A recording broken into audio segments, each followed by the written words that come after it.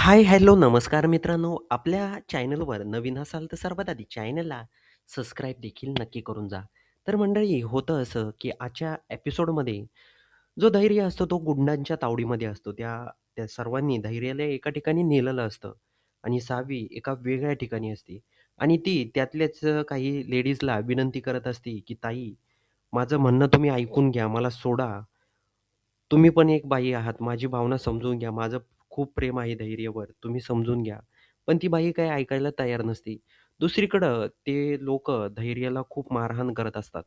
त्याला एका खांबाला बांधतात आणि तिथं त्याला पाण्यामध्ये बुचकाळवतात आणि त्याला वर काढतात आणि खूप मारहाण करतात. त्यामुळे धैर्य खूप त्रस्त असतो आणि तिथेच इकडं सावी धैर्य, धैर्य मोठ्याने आरडत असते. ते लोकं त्या धैर्याला दुसरीकडे घेऊन गेलेले असते आणि सावी एकीकडे असते. त्यामुळं होतं असं, सावी खूप विनंती करते, की सोडून द्या त्यांना. पण ते काही ऐकायला तयार नसतात. त्यानंतर जो धैर्य असतो, त्याला बांधल्यानंतर ती व्यक्ती सोडतात आणि सोडल्यानंतर त्याला खूप मारहाण करतात, पाण्यात बुचकाळवतात, बाहेर काढतात आणि बोलतात, "तुला जायचंय इथून?" तर धैर्य बोलतो, "हो, मला इथून सोडून द्या. मला माझ्या सावीकडे जायचं आहे." पण ते लोकं काही ऐकायला तयार नसतात. ते खूप त्याला मारहाण करतात आणि एकीकडं दुसरीकडं जी सावी असते, ती त्या लेडीजला रिक्वेस्ट करत असते. पण कशीबशी सावी त्या लेडीजच्या तावडीतून सुटते आणि सुटल्यानंतर ती सर्वात आधी त्या लेडीजचा पोशाख परिधान करते, कपडे घालते त्यांचे. ते जे कपडे असतात, ते कपडे घालते आणि त्यानंतर ती बोलते, "धैर्य तुम्ही काळजी करू नका.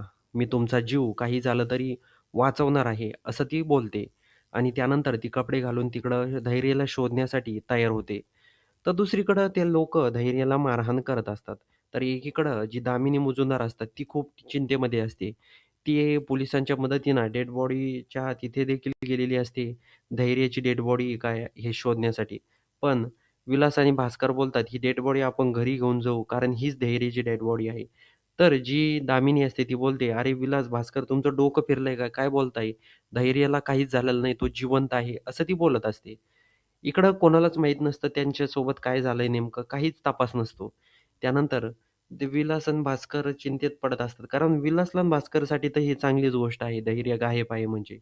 कारण त्यांची मग धैर्याची वाटीची प्रॉपर्टी यांना भेटणार, या हिशोबाने त्यांचं चालू असतं.